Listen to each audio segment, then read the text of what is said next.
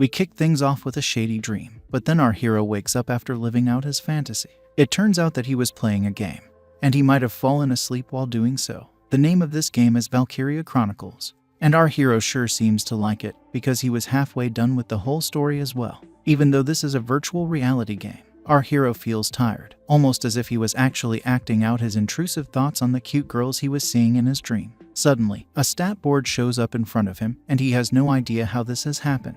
It seems to be the same one that's in the game, but the character being displayed is not the one that our hero had chosen. He tries to log out of the game, but it doesn't seem to be working. This is a problem because the gamer boy has to leave for work, and the game seems to be experiencing some kind of bug. The worst part is that the screen doesn't even have a logout button, which makes the whole thing seem shady. Now, our hero gets a notification stating that he has mail, so he decides to check it out. We learn that his name is Kanon, as can be seen in the mail, and it thanks him for something he has done, which he does not know of. Kanon is also congratulated for something, so he decides to read it properly to get a better idea of his current situation. This is where things become a bit strange. We learn that our hero has been reincarnated in another world from a parallel universe, which is very far from Earth. It's because the person writing the mail had created a maze game called Dungeon Seed a long time ago. It happens to be another game that Kanon was playing. And since he was able to clear all the missions, the data he collected was amazing and valuable. We learn that the person who sent this mail is actually a god named Gaia, who is of this world which is also like Earth. In order to show some appreciation, Gaia had decided to reincarnate Kanon into this world the moment he lost his life back on the original Earth. In this new life, Kanon will have to deal with monsters and other creatures, because this fantasy world is a mixture of Valkyria Chronicles and Dungeon Seed. Luckily, Kanon will be blessed with all the spells, magic, and power that he had possessed in both those games. Gaia continues to explain that the gods of Kanon's world had also approved of this reincarnation, so there's no need to worry about the details. One last thing to remember though, is that Kanon has already left his old world, and even his body has decomposed there, so he has no way of returning back to Earth. There's a shield surrounding Kanon right now, but it isn't free, so Gaia has made sure to give our hero some useful skills which will help him earn a living. Kanon checks out the photo that Gaia has left behind for him, and is shocked to see that she is a cute girl with a curvy body. Our hero takes some time to get used to the fact that he has been reincarnated, but then he dresses up into his robe and goes downstairs. He's in a hotel, and the owner tells him that breakfast is already done, so she will have to charge him if he wishes to eat anything. Kanon doesn't mind, and he orders for a nice meal, after which he asks for the bill. However, to his surprise, he notices that his money gets paid back into his fantasy world account. This reminds him of the golden rule that he had come across while playing most of his other games. Basically, this rule states that our hero will not need to pay for anything at all. As a matter of fact, even if he does end up paying for an item, then the money gets paid back into his account. It also might have something to do with what Gaia had mentioned in the message. After all, Kanon does have a whole new set of skills which he can use to his advantage. Now that the formalities are done with, Kanon sits down to enjoy his food, and he starts with some bread that tastes much better than he had expected. Our hero finishes his meal, and then he figures that he should explore the city and get as much information as he can. He cleans up after his food and decides to head straight towards the guild headquarters. We learn that the name of this kingdom is Elsalis, and the name of the capital is Eldoria. Kanon enters the guild headquarters, and he notices all the receptionists talking to people who want to go on adventures. He finds an empty spot with an old man, so he goes to him and mentions that it's his first time here. The reception man asks him if he wants to register or be hired for a task, and our hero says that he needs to get himself registered before doing anything else. The old man gets to work and hands over a form to Kanon where he will have to give his name and his specialization. On top of that, he will also need to sign a seal in the sheet in order to complete his registration. The old man is actually a bit shocked to see that Kanon did not go to the cute girl in the other counter. He even tells our hero that he has wasted a chance to get with her. However, Kanon is a master of this game, so he knows all the tricks that come with it. He says that waiting in line at the other counter would simply be a waste of his time, because he has come here to become an adventurer. He hasn't been with a girl in a very long time, so it makes sense for him not to try for one right now. The old man is pleased to hear this and agrees with everything that Kanon has said. He goes on to loudly declare that this is an adventurer's guild and not a place for boys and girls to flirt. He also reveals his name to be Garand, who is an important member of staff in this guild. He offers his hand to Kanon, but our hero is a bit wary of shaking hands with a stranger so soon in this world. Garand is impressed once again, but Kanon says that he's actually extra careful in general, which is why he doesn't have any friends. He checks out Garand's stats but learns that he has used camouflage to block all his skills. Now, Garand tells Kanon that he should probably choose a task that would sorcery because he's assuming that's what our hero's skills are. Kanon is confused to hear this, but then he realizes that Garand might be saying this because he's seen his role. The guildman tells our hero that he should start off with some easy tasks to test his ability. He goes on to suggest a quest that involves collecting herbs, but also asks Kanon not to lose his life in the process. After all, the most important thing is to keep yourself safe first. As expected, Kanon is not pleased to hear this because he's not the type to go around collecting herbs. However, he does recall that all his games had started out the same way as well, only to become spicier later on. Garand reminds our hero that if he does decide to abandon his mission, then he should try to give away the herbs he's collected to the other adventurers who might need them. At the end of the day, it's the one who delivers the goods that takes the prize. Either way, it'll serve as practice for Kanon, even though he's a master of his craft. With that, our hero bids farewell to Garand and sets out on his mission. He laments that fact that he has to do such a simple task, but there is no other way around it, so he will have to comply. He heads over to the forest area and begins his quest for the medicinal herbs. It takes a while, but Kanon is finally able to get what he has come for. His back hurts, but at least his mission was a success, and now he can test out a couple of things. He takes a look at some buffaloes grazing nearby and wonders which one of them will be his target. He chooses one that looks a little tasty and begins his testing process. Basically, the only reason why Kanon is staying back in the forest is to see what the goddess Gaia has given him. It makes sense, because he can then use his powers to their best advantage. He needs to take a look at all the stats being shown on his screen, and then he clears his mind to launch a proper move. With no one around, our hero does not have to worry about getting caught, and is free to do as he pleases, so he summons a small piece of rock in his hand. He launches this rock straight at the buffalo that he had chosen earlier. As expected, he lands a bullseye on the target and takes it down with just one shot. Even Kanon is unable to believe what he has just done, because he wanted to kick things off just by scaring the buffalo. As of now, Kanon has figured that his skill of throwing has way too much power, so he has to set the MP to a decent number to ensure he doesn't end up using it often. He has another problem on his hands, which is the fact that the other buffaloes are not too pleased with what he has just done to their friend. Normally, this would be the end of the road for a normal adventure, but that's not what Kanon is about. He decides to take on the buffaloes, and he starts with his fire magic. Our hero unleashes his flame bullets upon the animals, but it only takes one of them to cause an explosion so massive that it can take down an army of dragons as well. The devastation on display is of a whole other level, so Kanon feels a bit awkward after what he's just done. He does not get why there is so much extra damage because he only used a basic skill here. However, the flames are spreading fast, and more buffaloes have come to the scene after noticing what happened to the previous herd. Our hero wonders what he should do here, because he doesn't want to risk another fire bullet on these beasts. The buffaloes charge at Kanon, so it's not like he can just stand there, so he decides to attack them one after the other with his bare hands. As he continues to destroy the buffaloes, Kanon realizes that he's not at rank B or rank A, but rather at rank SS, which is the highest form of magic. He manages to take down enough buffaloes to scare the others into running away, and he thinks about how one of his S-rank spells can cause more damage than thousands of lower-rank spells. He figures that he should try to only use C-rank spells unless he is up against a superhuman enemy. With his mission completed, Kanon heads back to the city so that he can give up the herbs and get his bounty. However, when he arrives, he can see a lot of slaves who are moving to another flea market. He figures that a slave trade is going to happen, which means that lots of cute girls will be on display. He notices one such girl standing out amongst all the others, and she is curvy beyond imagination, so Kanon lets his intrusive thoughts break free. He gazes at all the cute slave girls and then thinks back to the mail he got from Goddess Gaia. He goes through all the points she had mentioned, and what stands out the most is that he does not have a mission to save the world over here. This means he can truly live his life the way he wants to, without having to worry about innocent lives. Essentially, he can be an adventurer for fun.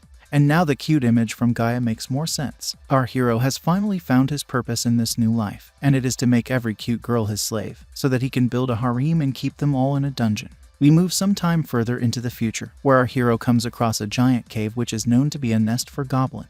It turns out that Kanon has to do this quest because when he accidentally took the lives of all those buffaloes, his rank increased directly to C. Getting rid of goblins is a C-rank mission, but Kanon has no desire to do it at all. In order to understand how this whole thing came about, we are taken to a few days before this moment in a flashback.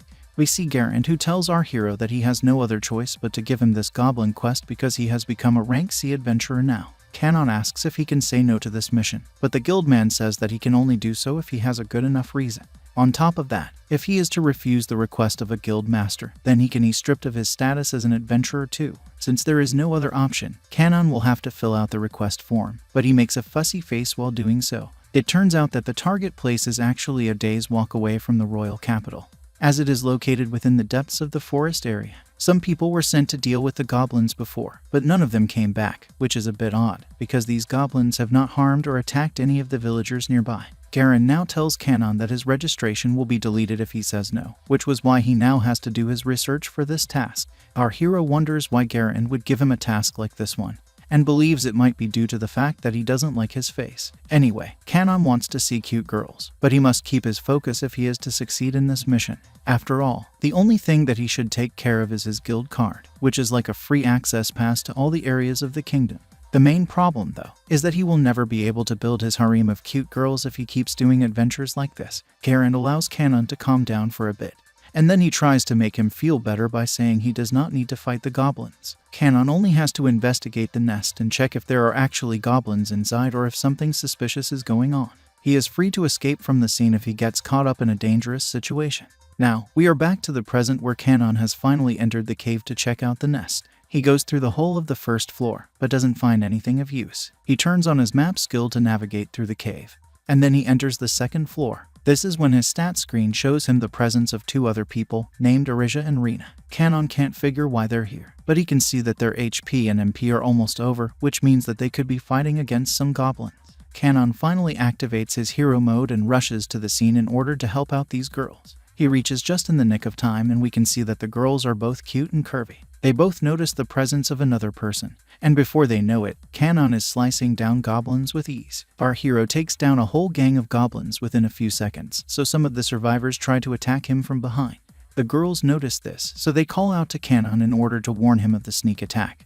But this is not needed due to the fact that our hero has special weapons as well. He takes down the goblins with a reverse shot and points out that his weapons are making the difference here. Kanon explains the usefulness of each of these weapons with the danger gone and the girls saved.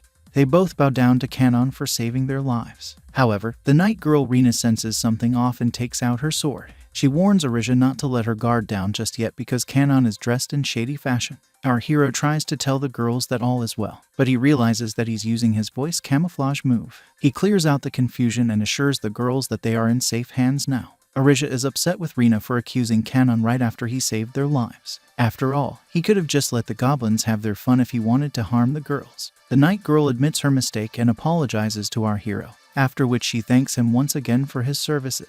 Now, Arisia makes an introduction as the princess of this kingdom, and her body is curvier than Rena's. Our hero knows her from the games he's played before, especially Dungeon Seed, where she is actually a villain who gets in the way of the hero exploring the dungeon. She can also be called Ari, and her body is so curvy that she always stands out from all the other characters of the game.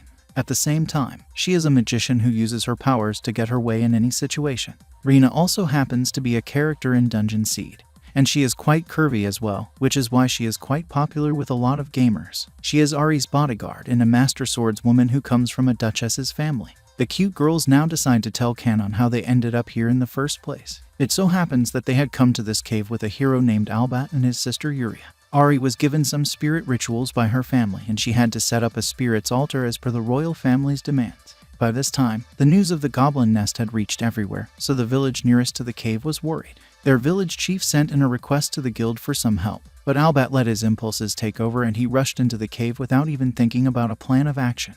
He does have a holy sword with him, but that is not going to be of much help if you don't know how to use it. Now that Kanon knows exactly what has gone down, he mocks Ari and Rena for being silly. He says it's common for people to know that goblins work very well when they are in groups, even though they might be weak when alone. It simply does not make sense to go and attack them inside their own nest, as it would only do more harm than good. Our hero even laments the fact that he ended up wasting his time on such silly girls. He goes on to say that he should have just turned a blind eye to the girls, but this is luckily said in his mind. Even so, Rena doesn't like what he has in mind, but the night girl says that the holy sword is her family's treasure and she needs to get it back no matter what the cost may be. Honestly, Kanon only wants to complete the quest and report it back to the guild. But now he has more tasks cut out for him. His intrusive thoughts take over and he imagines having both Ari and Rena as part of his harem. After all, our hero wants to become a dungeon master, so he will need some cute slaves to give him company. He can only think of round, curvy objects, but manages to keep these thoughts to himself for now. Kanon now teams up with the girls and tells them that he is in charge now. He will give the orders now, so he wonders what kind of boss goblin awaits him at the end of this nest. There are 3 types of bosses he can encounter, and they are Emperor, General, Lord, and King. First of all, he will need to check the stats of Ari and Rina, because they have lost almost 40% of their HP and are also poisoned due to their encounter with the goblin boss. He is shocked to learn that the girls have come here without any antidote or medicine to combat the poison of the goblins. When he asks them about it, they simply say that they didn't have any time to prepare for it.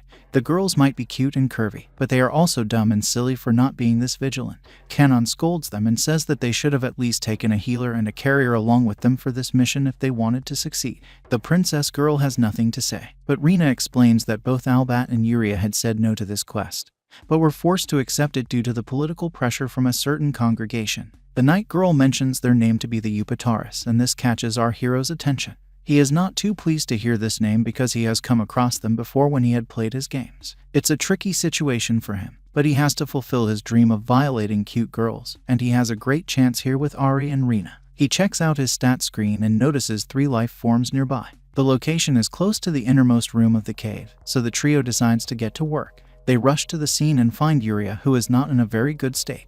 Rina and Ari tend to her while Kanon checks her stats and learns that she has been poisoned to the point where she only has 10% of her HP left. He wonders how Albat is doing and is surprised to see that the apparent hero is unable to win against a goblin boss even though he has a holy sword with him. He also takes a look at the goblin boss and figures that he's dealing with a general here. Kanon figures that the general goblin has a skill known as physical art which makes it very strong. On the other hand, Albat is shown to be weak, and even the holy sword in his hand is not suited for this kind of combat. Even so, the name of this sword is Stormblinger, and it is known to have the power to destroy every kind of evil in this world. Sadly for Albat, the power of the sword is sealed, which is why he can't do much against the goblin general. Of course, Kanon is going to save his life, but he must also be careful to avoid any kind of mistake. He turns on hero mode and tells the girls to take care of Yuria while he handles the goblin general. Suddenly, the beast smacks Albat away and it looks like the apparent hero has met his end. However, upon closer inspection, he is alive, but barely. Now that Albat has been dealt with, Kanon decides to take on the goblin,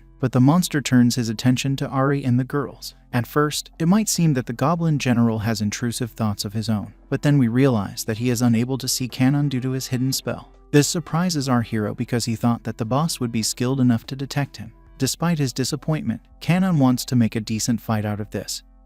So he stops the hidden spell and shows himself to the goblin general. It tries to attack him at full force, but this does not bother our hero at all, and he simply smacks his enemy's sword away and proceeds to smash him away. As expected, Rina and Ari are blown away by his skills because this is also physical art. They actually can't even figure if Kanon is using his hands or a hidden weapon, but none of that matters because the goblin general is barely able to stand up now. Kanon strikes a pose to mock his enemy, and it only incites the monster boss to attack him one more time.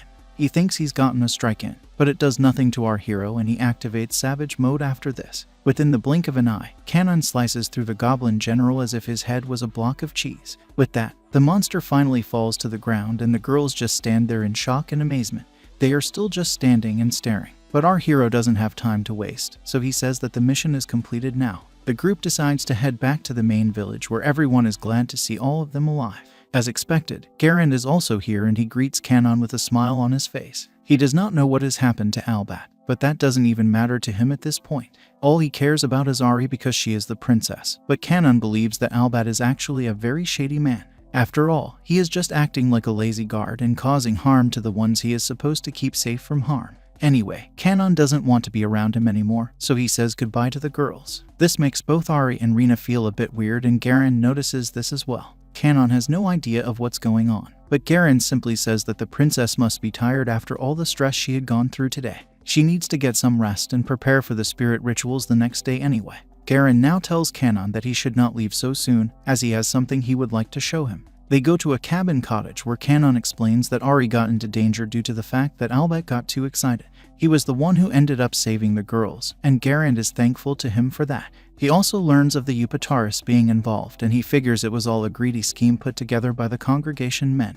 The way Garand is speaking gives Kanon an idea of what he's going to ask from him, so he confirms that he will have to guard the cute girls till the ceremony. Garand can sense that our hero is not too pleased with this task, so he asks him about it. Kanon knows that he doesn't have much of a choice, so he will protect the curvy princess from danger. However, he does need some kind of motivation to keep doing these tasks, otherwise he will have no joy left in his life. Garand knows what he means, so he offers to raise Kanon's rank to B for his efforts. On top of that, he will reward our hero with 10 million Gs, which is like the currency of this world. Kanon has no issues when it comes to money, but he does want to take on more interesting quests, so the idea of getting a rank promotion works in his favor. He accepts the job, and then we see Ari asking her teacher to take care of her. Of course, she is referring to our hero because he is also a mage, which puts her under his category. Being called the sensei of a princess does have a nice ring to it, so Kanon doesn't mind the attention from his curvy disciple. We move to the nighttime now, where our hero is busy warming up a fire. Meanwhile, Ari, Rina,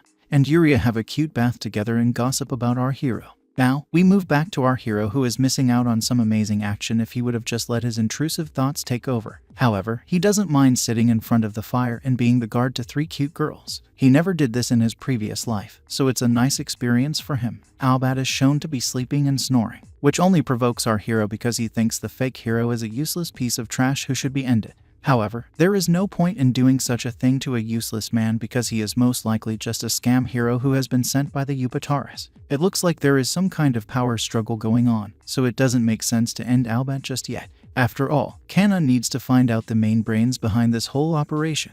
Now, our hero lets his intrusive thoughts take over while worrying about Rina and Ari. Basically, they will be targets at the congregation, so Kanon will need to do something to keep them protected.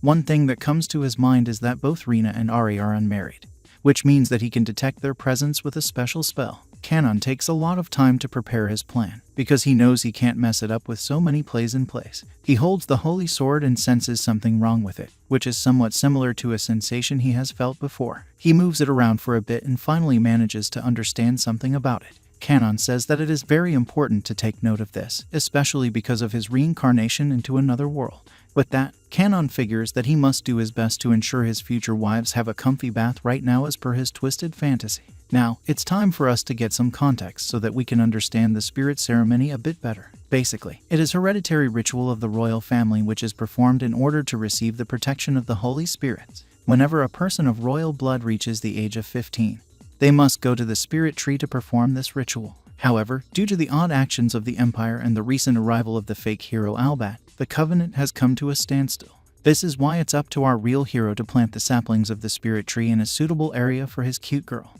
With the ancient covenant violated now, the requests of the spirit tree need to be carried out, and Kanon does so with ease. He goes to Garand the next day to tell him that he has done what was asked of him, so the guildman thanks him but also says that he looks forward to seeing him again. This is not good news for Kanon, so he decides to be calm and walk away before he is hit with more quests. At that very moment, Princess Ari shows up looking cute and innocent. She wants Kanon to reconsider her request of him traveling with her and Rina. This is an offer too good to refuse.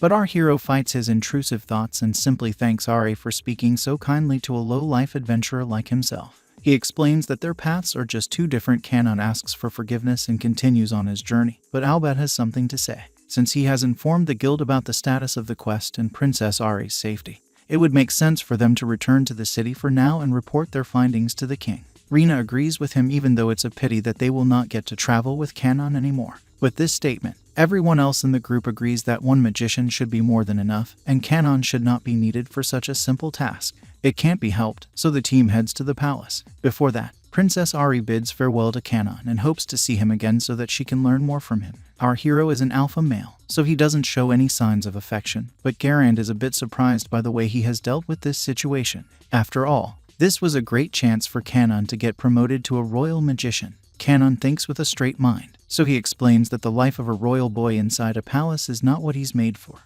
Also, he would never want to breathe the same air as Albert, because he is a totally useless guard. Garand sees sense in what he says, so Kanon finally leaves for good, but not without hearing that he will be called upon again when there is a new mission. Of course, this situation with Albin is far from over, so Kanon decides to use his brain for some time. He figures that the fake hero is the heir of a baron and has been engaged to the daughter of an aristocrat ever since he was a kid. His sister Yuria, on the other hand, just seems to be a girl with a brother complex. It's at this moment where he realizes that maybe letting Albat and his sister team up with Rina and Ari could lead to more problems. After all, the fake hero did leave his fiancée back at home just so that he could follow Ari around. It's time to do the math because Ari is a princess and Rina is the daughter of a duke. Not just that, her father happens to be one of the 3 most powerful Grand Dukes of this kingdom.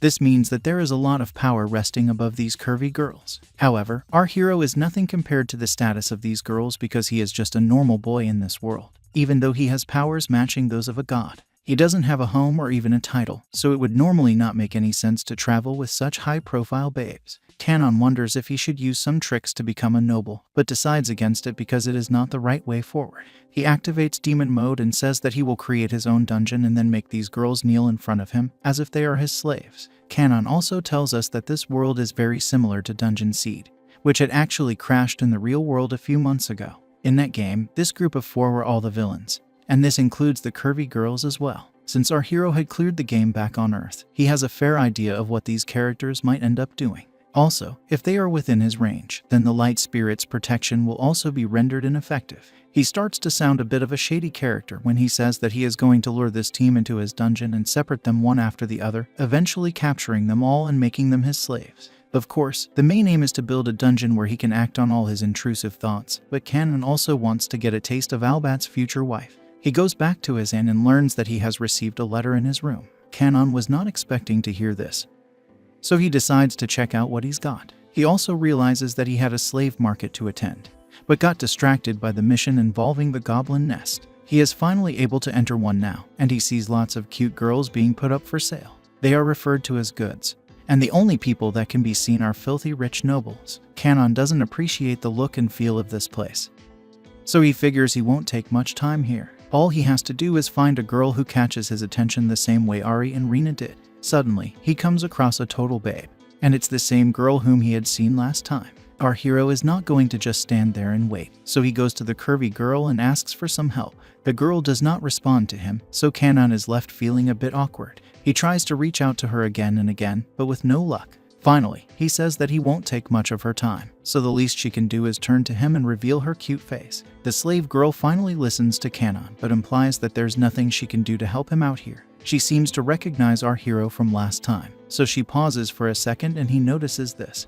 Kanon is glad that such a curvy girl has remembered his face, so he recalls the time they first saw each other. The slave girl states that it was when she was being taken away, and that's when an idea strikes Kanon. He makes an odd face and starts talking about how he does not have a very memorable look. He even goes on to say that he is not an interesting person at all, which means that the slave girl has a great sense of memory. The slave girl is a bit shocked to see such an overpowered hero acting this way, but Kanon continues with his baby act and whines about how such cute girls have such bad taste in men. On top of that, these odd men have odd hobbies as well, which makes it even worse for Kanon. The slave girl blushes, and that's when we learn that she is actually a character that he had created himself in the game. As expected, he went to great lengths to create her perfect body, so there is no way he can forget her. This makes him wonder if Gaia had intentionally left this slave girl here for him. Kanon can't stop his intrusive thoughts because he keeps staring at her for obvious reason. He can never get bored of doing this, especially since the slave girl was awarded with being one of the top 3 customized characters in the game. The slave girl asks Kanon what kind of question he had for her, so he proceeds to say it. Our hero asks the slave girl why she isn't running away because he knows she has enough power to do so. Kanon had checked her fighting stats and learned that she is good enough to be his sidekick. It is a huge mystery that she is allowing herself to suffer this way when she has such amazing stats. The slave girl just sits there feeling shy, so Kanon asks her if she's even listening to him. He goes on to ask a rather sensitive question, and this makes her blush. This is when she finally reveals that she can't do anything because she is a slave. As per the rules, she can only sit here and wait until someone comes and buys her. Our hero can't believe what he is hearing, because it sounds rather funny. The slave girl points to a slave collar on her neck and reveals that it defines her fate. Kanon figures that she has accepted her fate, so it makes more sense to him now. The slave girl continues by saying she does not have any of the things that a normal girl would have. There are no friends, family members, or even a hometown to run back to, so all she can do is wait for her master to come and buy her. This strikes a chord with our hero because she reminds him of his own past life. He actually has no memories of his old life on Earth because Gaia had made sure to erase all of them. He has a thought in his head, but remains silent, so the slave girl asks him why he isn't saying anything. Our hero calmly decides to walk away from the scene and apologizes to the slave girl for wasting her time. She feels some kind of passion for him, so she asks him to wait, but Kanon leaves the scene by then. Now, it's time to kick off the auction with all the curvy girls up for grabs. Even Kanon is seen striking a pose while trying to act like an alpha male. We take a look at slave number 11, and she happens to be among the top 3 demi-human slaves in this world. She is the curviest out of all her sisters, which is why her bid starts at 10 million fantasy dollars. It's time to start the bidding war. And as expected, the customers go crazy with their bids. The amount goes from 10 million to 130 million in no time. But this is only the beginning for this slave girl. She is clearly not happy with her presence at the auction, but there's nothing she can do about it. The slave girl is eventually sold for 150 million fantasy dollars to a bald man who makes a shady face. Kanon is amazed to see him because he is very old, but even then, he has enough passion to act on his intrusive thoughts. However, the slave girl panics upon seeing the bald man, which means that she is fearing the worst with him. Now, Kanon assesses the situation and reminds us that he is looking for slaves who can help him capture the fake hero Albat's fiancé. He will need to travel for a while to get to his target zone.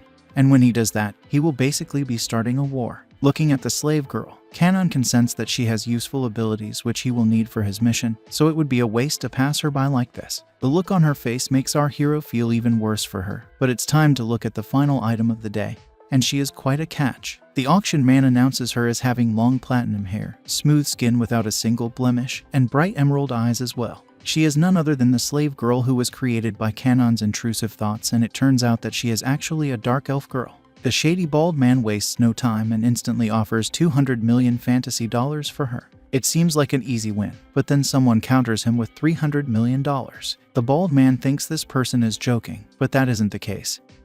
So he raises the bid by $10 million. As expected, this bidding competitor is Kanon himself, and he counters with $400 million. The elf girl can't believe her eyes because Conan is technically the man of her dreams. She looks at him with intent in her eyes, because our hero is surely going to be her savior in this story. Of course, this can only happen if he actually wins the auction. The bidding war continues as the bald man states $450 million, which should sound like a good deal. However, even this amount does nothing to sway Conan away, because he instantly counters the offer with $600 million. It's easy for him to do this because he has made a lot of money completing his missions, especially the ones where Princess Ari was involved. Even so, this is an amazing display of wealth, so the auction man asks if anyone else would like to offer a higher price for the elf girl. The bald man starts to sweat because he knows he cannot offer more money, especially because he has already paid so much money for the earlier slave girl. He has to accept defeat in front of everyone. And with that, the elf girl is officially sold to our hero for the ridiculous price of 600 million fantasy dollars. Things kick off instantly between Kanon and the elf girl as he tests out her powers on one of the guards who had been sent to attack them, probably for stealing the bald man's target girl. She takes him down with ease, and it pleases our hero to see that his money has been spent wisely. The elf girl asks Kanon what they are going to do next, and it looks like they'll be heading back to his base. However, there is one more thing that Kanon needs to do, and he wants to act fast. We shift to a carriage where the bald man calls his new slave girl Yummy, which means that a rescue mission might be in the works. Suddenly, the elf girl says some odd words, so our hero asks her if all is well. She says that it's not what it seems like because these are the names of the people who had hired the guards to attack them. The only things on Kanon's mind are the 2 bouncing hills in front of him, but he eventually comes to his senses and figures one of the names to be Goria, which sounds like a marquee. Our hero realizes that Goria might be the name of the bald man who tried to have him attacked, and now he wants to get back at him for what he did. He also congratulates his new slave girl on doing her job well. She has a cute smile on her face, which is good for our hero because he had thought that it might be a task to talk to her. As a matter of fact, her face glows up because of this compliment. The elf girl asks Kanon what it was that he wanted to do, and he acts forgetful for a second. Then, he suddenly says that they need to stock up on necessities because they have a long journey ahead of them. The elf girl gets an introduction from her new master, and finally reveals her name to be Shira. She is a descendant of the dark elf clan known as Zard, so she is definitely a capable fighter. Now that the formalities are out of the way, Kanon tells her that she will need to follow him and keep up with his speed as well. After all, he is going to teach the bald man a lesson for trying to act smart with him. Now, we shift back to the carriage where the bald man is staring at his new slave girl. His intrusive thoughts get the better of him and he keeps fantasizing about what he is going to do to her. He also expects to have Shira as well because of the assassins he had hired to get rid of Kanon. He actually wants to have our hero's head, or even torture him alive for making fun of him at the auction. After all, to be humiliated like that in front of so many people is pretty bad for a man like him. Anyway, there is no point thinking about such things, so he would like to enjoy some dessert before he gets to the main course. He calls out to the slave girl and tells her to sit on his lap. She clearly does not want to do this, but since she is a slave, she has no other choice. She proceeds to do as he says, and what follows is not a very pleasant sight. The bald man asks her not hold back her voice, but she is very embarrassed by what's going on. Things are about to go from bad to worse, but then the both of them are interrupted by a sudden force that approaches the carriage. It is none other than our hero Kanon, who is moving at super speed to keep up with the vehicle. He jumps over the carriage and causes it to stop, which makes the bald man anxious. He wants to continue with his shady acts, but wants to know why everything has come to a standstill. It's at this moment when someone from outside says that it's an ambush. The bald man sticks his head out of the carriage window and asks what's going on. One of his men reveals that there might be bandits ahead of them, because the escorts in front have been attacked. He asks his boss to stay inside the carriage and let them handle the commotion. The guard men rush ahead and plan to get rid of the bandits using teamwork. However, when they see one of the escorts running towards them, they notice that he is getting slashed in front of their eyes. The guards watch on in shock and disbelief as the escort falls into pieces, and in front of them is Kanon, who is in demon mode. The guards try to threaten our hero, but it's of no use as he jumps high up into the air to escape their line of vision. He uses this skill to tear into the guards one after the other without them even realizing what they're up against. Eventually, only one man remains, so he asks Kanon why he doesn't show himself. This is all in panic, so he tries to run away, but Kanon shows up from behind and tells him not to shout so much. He decides to mock the guardman some more because he was the one who issued the threat in the first place. Our hero grabs his victim from behind and is about to slice him to bits, but first, he asks him to repeat what he said earlier about taking his life. The guardman has nothing to say, so Kanon holds his knife close to a rather sensitive spot. The guardman says please, but our hero can't hear what he's saying at all. He continues to mock the guardman, who begs for his life like a little girl, but it's too late for such a request. The guardman says that he had taken this job for a reason, which was to provide for his family. He has kids and a mother to take care of, and he was only doing this because he was hired by the bald noble. Kanon lets the guardman believe that he is going to spare his life, and then slashes his head off without any care in the world. It's time to go to the carriage, where the bald man begins to panic once again. There is no noise coming from outside, so he wonders what has gone down. His anxiety is through the roof, and that's when he reveals that he is indeed the Marquis of Goria. The only fate for offending such a noble is the life sentence. So Goria wants to know what kind of bandits are after him. He calls out to his guardmen and tells them to bring the heads of the bandits to him. However, he has it all wrong because there is only one attacker and he is most definitely not a bandit. Kanon takes this as his chance to make an entrance, and he ensures that he makes a mark by keeping the head of the guardman he just attacked in his hand. Our hero opens the door to the carriage and can see what Goria has been doing to the cute slave girl. He realizes that he is walking in on someone else having fun, so he says sorry for the intrusion. Obviously, Goria is in a state of fear now because in front of him is an overpowered warrior in demon mode. Now, Kanon shows himself in all his scary might, especially with the head of the guard, and he asks the noble Goria if he can borrow a few moments of his time. How is our hero going to deal with Goria? Also, is he going to make his slave girl his new toy, just like Shira? Before we continue to what happens to the bald man, we move back in time to see what Kanon was doing when he caught up to the carriage. At this point, our hero started to strategize on how he would end up rescuing the slave girl Goria, whose actual name is Anaria. He was also considering adding her to his harem along with Shira, because her curvy body is every man's dream. Kanon figured that the carriage in the middle had to be the one with Anaria and the shady bald man, because the escort carriages are always in front and behind. This was all he needed to assess, because his next plan was to make sure the shameless noble got what he deserved. It turned out that one of the guards actually spoke about how the bald man had no end to his intrusive thoughts. This is because he is known to purchase slave girls as many times as he possibly can. Of course, the other guard told him to keep his mouth shut, otherwise they won't get paid for their services. Suddenly, the horses stopped, and the men tried to figure out what went wrong. The horses got shocked because something had fallen right in front of them, and it turned out to be the body of one of the escort guards. Seeing this, the men started to panic, and one of them tried to alert the guards at the back. But then he saw that his own colleague's head got chopped off. As the guard tried to make sense of this situation, he turned back around and saw our hero sitting on top of the carriage with the head of his colleague in his hand. Kenon was asked for his identity, but he only smiled while tossing aside the head of his victim, and this led to an alert being sounded. What followed was the massacre we saw earlier, and now we are back to the present where Kenon is taking an area away from the shady bald man. Despite not having any leverage on his side, the bald man calls out to Kenon and says that he should not be stealing his slave. Of course, Kenon does not even bother to respond to him.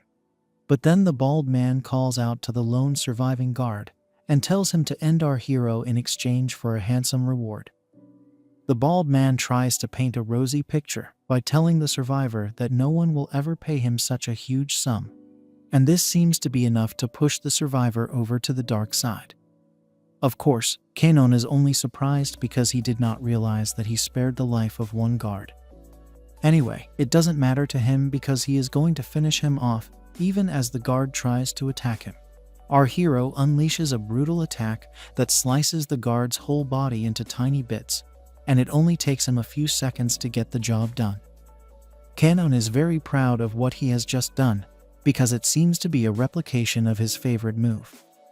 He then looks at the bald man with a shady smile, after which he is asked how he was able to end so many private guards. Kenon can only laugh and talk about how this is his favorite thing to do.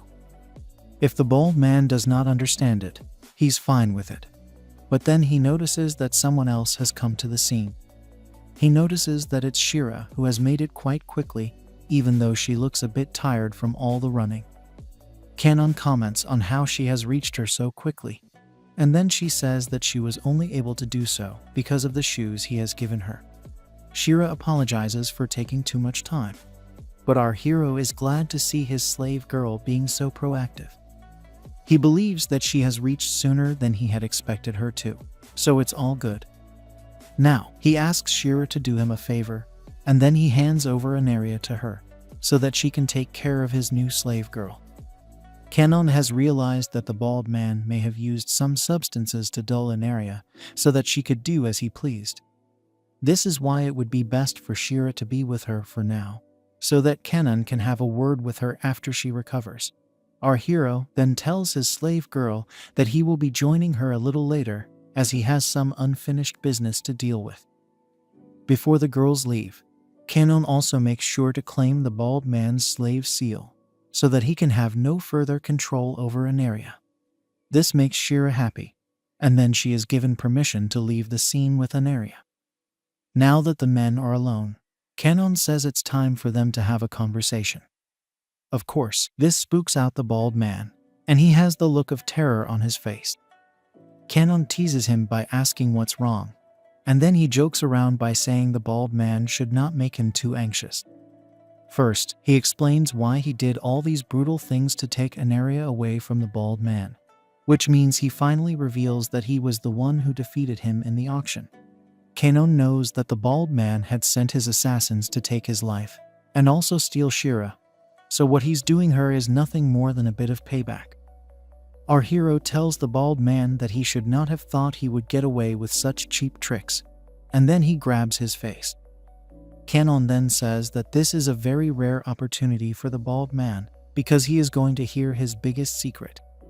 Now, our hero tells him that he has already lost his life once, but he is not a zombie. He was simply reincarnated into this world by the ruling goddess.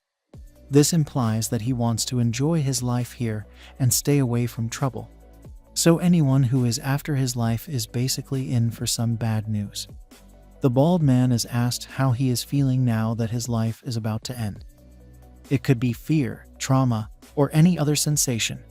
But the point is that the bald man wanted our hero to feel the same thing not too long ago.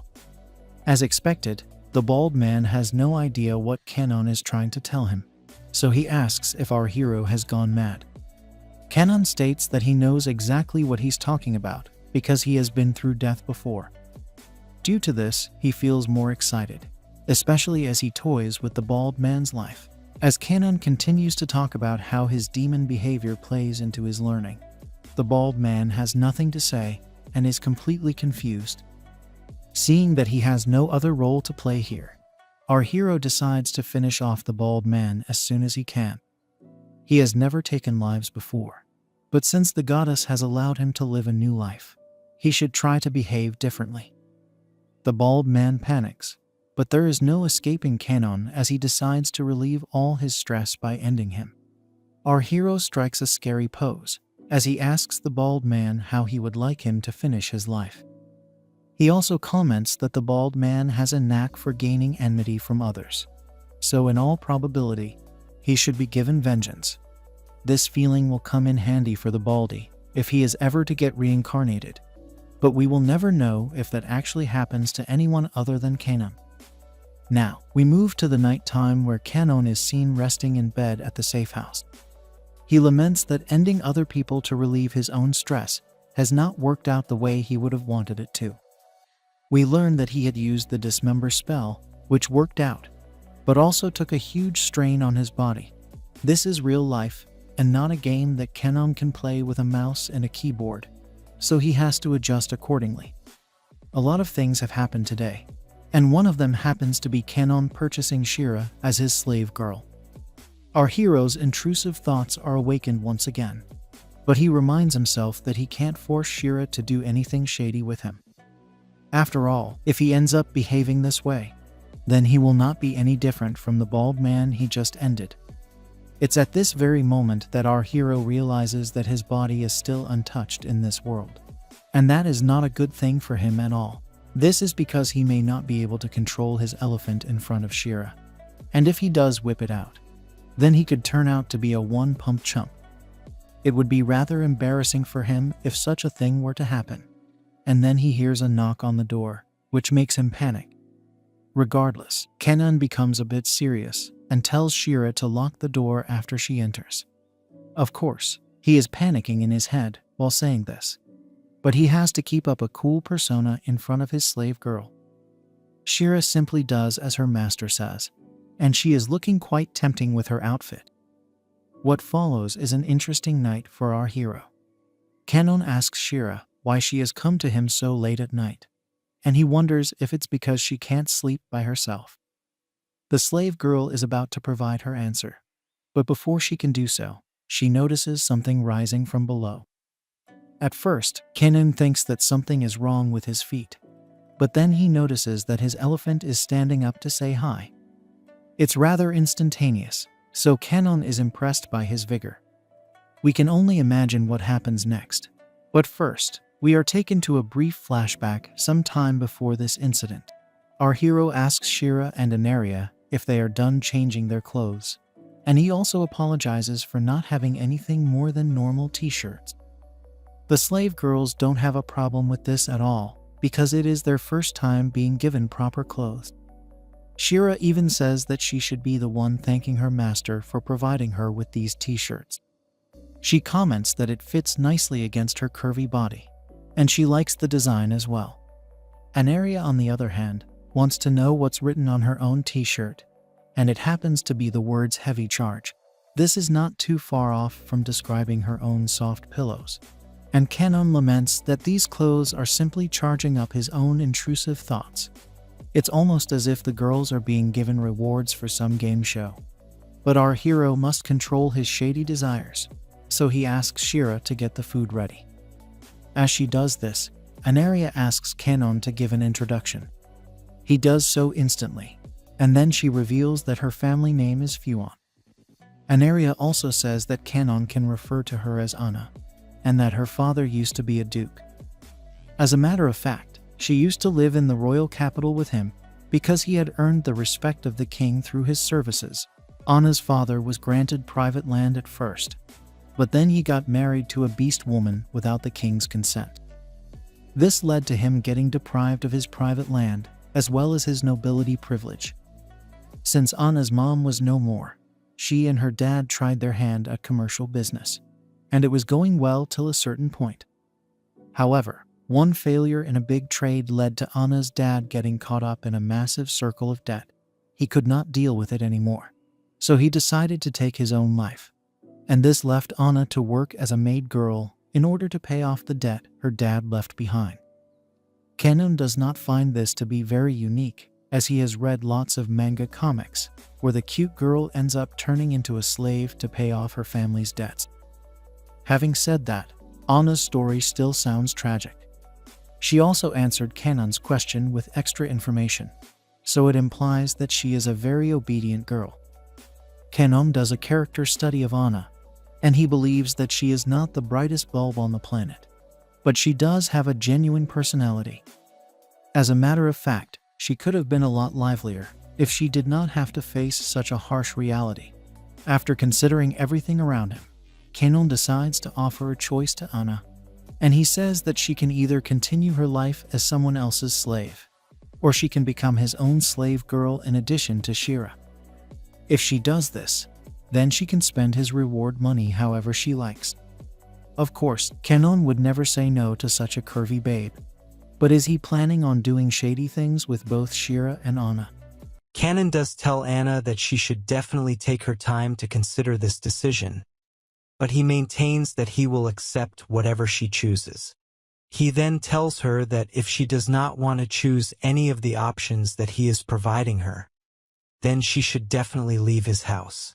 He also states that it would be better if Anna could give him her answer before tomorrow morning. Later on, Kanon is served dinner by Shira, who apologizes for taking time. Our hero asks her and Anna where their rations are, but Shira says that the girls don't deserve to sit and eat with him because they are slaves. This is because of the low status given to slave girls, but Kanon does not want to hear any of this. He is sick and tired of eating alone, so he tells his slave girls that they should eat together. He wants them all to enjoy their time together, at least when they are having meals, but he also feels sad that his girls need to be commanded to follow him. Our hero then begs both Shira and Anna not to make him order them to sit and eat with him. This shocks them, and then Kanon says he will prepare some simple dishes for them. The girls should get to know each other in the meantime, and they are still trying to figure out why their master has given them so much leeway. As he prepares the meals for his slaves, Kanon wonders why he is feeling so uncomfortable. This is probably because his current situation reminds him of the last time he was an escort for curvy babes, and it is just a reaction to his surroundings. Considering all of this, it would be best for him to do hidden jobs in the darkness to maintain the mystery around him. He does not know if he can get along well with his slave girls, but he does get a lot of overflowing feelings whenever he thinks of the girl he has just saved. What he is mainly feeling right now is regret over the sight of a cute girl shedding tears in front of him.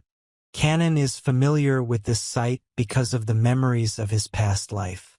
This was back when he could not deal with society any longer, which led to both his body and soul feeling as if they were being ripped apart. The last thing Kanon remembers seeing is the face of a newly hired woman who had to put in extra hours and even work on the weekends.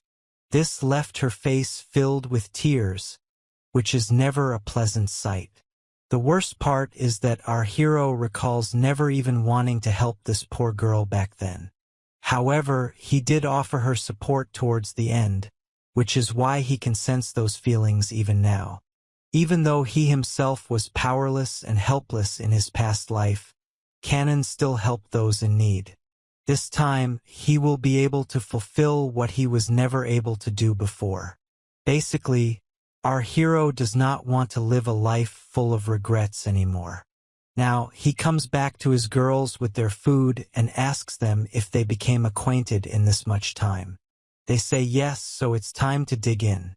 Kanon tells Anna and Shira that their work performance relies heavily on the condition of their bodies, which is why it is important to eat food and get rest without pushing themselves too hard. Anna and Shira can both smell the fragrance from the dishes, and they comment on how it's been a while since they last got to enjoy a delicious meal. Kanon feels as though he is missing something right now, but then he gets distracted when he sees Anna crying out of joy in front of him. He wants to know what the matter is, but it turns out that she simply finds the food to be delicious, which is why she is crying. Shira feels the same way, as she looks at her master and gives him a cute smile, which takes him aback for a moment. He realizes that he was awkwardly staring at his slave girls, so he says sorry and proceeds to eat his food as well. He then thanks them, although they ask him why he is saying that. After all, they should be the ones thanking him for giving them a chance at a second life. Anyway, Kanan wishes both his girls a happy meal before eating his food, and they ask him what this statement means. Shara wonders if this is some kind of cult ritual, but our hero says that it is simply a tradition from his original world. He tells them that they don't need to mind it, but they both also wish him the same to make their master feel better. Anna and Shara both smile at Kanan quite cutely, and it brings a smile to his face, but he needs to maintain his Sigma male persona, so he shrugs it off and focuses on his food. The slave girls wonder if they did it wrong, but Kanan simply says that they make him feel as if he is with his children. Anna and Shara can't believe it for a second, but then they realize that it's rather adorable for their master to consider them as his children. Later in the night, Shara comes to Kanan's room and it looks like they are both going to act on their intrusive thoughts. Kanan falls asleep after an intense session, but then he wakes up in some kind of heavenly garden. He wonders if he is dreaming right now, but then he gets greeted by someone else. It turns out to be an extremely cute and curvy babe who introduces herself as a goddess, meaning Kanan's new life just got a whole lot more interesting. At first, our hero can't believe what he is hearing and wonders if this girl is actually crazy for calling herself a goddess. However, the goddess simply lets out tears of joy and congratulates Kanan for being able to make it till this point. Kanan quickly realizes that this is the same girl he had seen in the first message when he came to this world. It's their first time seeing each other, but Kanan maintains that the goddess is actually a cosplay girl. Anyway, Kanan asks this goddess if her name is Gaius, the great god of earth. He had originally thought that he would be meeting a male god, but instead, he has been given a rather pleasant treat. Gaius confirms that she is indeed the person Kanan believes her to be, and she holds the life, chaos, and stability of this new world. She further explains that even though she is a goddess, she has the power to transform into a male god as well. This is probably why the people on Earth look at her as a man, but her focus now is on our hero. She explains that when she first brought Kanan to this world, she had a lot of work to do, so she could only send him a message. However, now that he has been able to progress so far and even clap the elf slave girl Shara, the both of them can finally meet in person.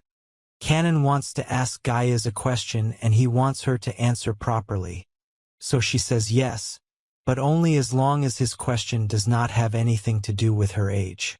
The most important thing our hero wants to know is regarding his old body, which is from his past life. He knows that he has already passed away in that world, but he still wishes to know the state of his physical body. The goddess answers that Kanan has already been cremated and his body is turned to ashes. At the same time, she says that there is no need for him to worry so much about that body because he was just an otaku boy with no social life back then. There's no point for him to be thinking about the old world. But Kanan does not appreciate Gaius trying to act funny regarding his passing. The goddess wonders if our hero still wants to return to his old world, to which he says yes and asks for help. Unfortunately for him, Gaius reveals that she did have a word with the god of his world when he had passed, but he refused her request to reincarnate Kanan back into his own world. Basically, this was why she decided to have him reincarnated into her world instead. She then asks Kanan if he has any other questions for her.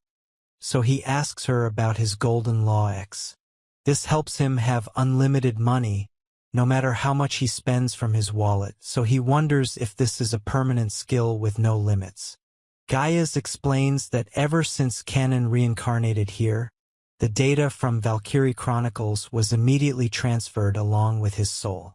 This means that the unlimited money hack is a permanent skill, and our hero will never need to worry about running out of cash. However, this only applies as long as he doesn't lose his money powers. Canon is confused for a bit, so the goddess states that there are skills which can be used to deprive other skills even if they happen to be inherent. Such skills are banned in this world, so our hero shouldn't worry about it much. But now that it has been mentioned, it's safe to assume that we'll see these skills later in the story. Canon is told that even he can't possess the stealing skills, and then he is asked if he has any other questions. He wants to know if this world is indeed based off the Dungeon Seed game he used to play back in Japan. This will help understand if he can create his own historical developments. Gaius states that this world is both similar and different from the Dungeon Seed game, and Canon should understand this because of his Dark Elf slave. This means that characters who appeared when Canon completed an ending in Dungeon Seed will exist independently in this world. The goddess pulls out a gaming console and shows off her curvy derriere, as she mentions our hero must be heading towards a future that is different from the Dungeon Seed ending. She then hands him the console and states that she herself is unsatisfied with the game. She is actually excited to see the future Canon creates in this new world, and then asks him if he has anything else he would like to know. Our hero is still confused about why this world is so similar to the Dungeon Seed he had plowed and combined with the battle system of Valkyrie Chronicle. He also realizes that there is saved data in the gaming device he has been handed over. Gaius states that the men who created these two games had subconsciously referenced this world, which intrigued the gods. They wanted to recreate elements from the two games, so they modified this world to suit that. Of course, there are still lots of things in this world that are not in the games, so it's still an original concept. Our hero has finally understood everything, but he also wants to know what Gaius wants from him. After all, a goddess should not have so much free time that she casually chills with a human like this. Gaius is impressed that Canon has such a strong understanding of the situation. She reveals that she has come to give him another active skill, which is birth magic. Canon has no idea what the goddess means by this, so she asks him if he intends to have a child with Shera. Our hero is a bit cautious because he feels that Gaius has abruptly switched to a very sensitive topic all of a sudden. The goddess states that birth magic simply increases desires and intrusive thoughts so as to execute shady activities. In order to acquire this skill, a man needs to achieve the highest level of dark magic. Canon has already done that, as he does not even need to use charms to get Shera to do unspeakable things with him. Essentially, our hero will be using magic to penetrate the mind and slightly manipulate it. Technically speaking, it's highly sus to be using such magic, as it is mostly popular with succubus girls who want to further their generations through mating. The main problem for succubus girls is that they are not fertile, which is why this magic comes in very handy for them. Even so, this world has a very serious problem when it comes to birth rate, so the species over here are all heading towards extinction. Since mating between different species has a very low rate of fertilization, it does not look likely that Canon and Shera will have a child. But if he uses this birth magic skill, then his chances can go as high as 100%. So, Gaius wants Canon to take this birth magic so that he can repopulate this world and save its people's races from extinction. Our hero wonders why this world had to be built in such a way, but he will need to ask the manga artist that question. As he sits there unimpressed, Gaius says that they should practice right now to try it out. She proceeds to prepare for the session, but Canon asks her why she is doing this. The goddess makes fun of him for making such a scene overseeing some delicate female garments, so he tries to reawaken his inner Giga Chad. However, Gaius says that this is the only way for her to be able to transfer the skill to him. Canon can't believe that he will actually be able to act on his intrusive thoughts with a goddess, but this is technically some kind of soul transfer dream, so it can definitely come true. The goddess reiterates that she has to impart the skill by any means, so it does not matter what Canon may think of the situation. After all, if the birth magic skill is to be gained, it only makes sense to transmit it via the act of mating. As Canon still tries to digest what is being told to him, the goddess adds that apart from the senses of touch, she will also need to absorb his elephant water for this process to work. She goes on to keep Canon's eyes wide open because she wants him to enjoy this sight thoroughly. Gaius tells our hero that if there is anything he still does not understand, then he will need to figure it out himself. As expected, he is very nervous and does not know how to go about this, so the goddess tells him to be confident. With that, Canon awakens the power of Riz and unleashes his best skills on the goddess. He emerges victorious after an intense session, and he has left her unable to move. This is quite the achievement for our hero, but he tells Gaius that he needs to go back to his slave girls now. Suddenly, his stat bar opens up and asks him if he would like to take the god core from Gaius. He does not know what this means, but he figures it must be a trap set by the goddess, so he chooses the option of no. As he does this, our hero suddenly wakes up in his bed and wonders if everything he just saw was actually a dream or real life.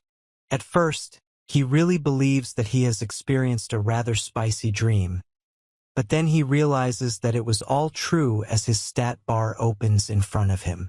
He has indeed gained the birth magic skill, which includes Life Absorb and Eye Charming as sub-skills. Now, we move to Anna, who is screaming the word no cutely while punching a target figure. Canon guesses that his slave girl must be imagining the doll as a very bad person, which is why she is screaming at it while she hits it. That's when we learn that Canon is now personally training Anna. We are then taken to a flashback to a few hours ago where Shara happily greets her master with a smile. They wish each other good morning, and then Shara gets to preparing breakfast. Our hero notices Anna also sitting at the table and realizes that his slave girl has decided to stay with him after the choice he gave her earlier. Now that his harem has officially grown, Canon tries to figure what to do today. He asks Anna if she can help Shara prepare breakfast, but the elf girl says that she will be the one to cook the food. Canon wants to know what's wrong, so Shara reveals she had spoken to Anna earlier and learned that she has never been in the kitchen before. Our hero can't believe it, but Anna admits that she was only used by her previous masters for the purpose of cleaning the house or delivering goods. She apologizes, but Canon says it's all right and she has nothing to feel guilty about. Shara also says that Anna can learn how to cook from now on, so she agrees to it. Is our hero going to use his slave girls for more than cooking on a regular basis? And what's going on with Gaius? Has she managed to recover from her shady session with Canon? Like, share, and subscribe if you like this video and want to see more of the story unfold. If this video gets some love, then I'll upload part 3 as well. See you until next time then.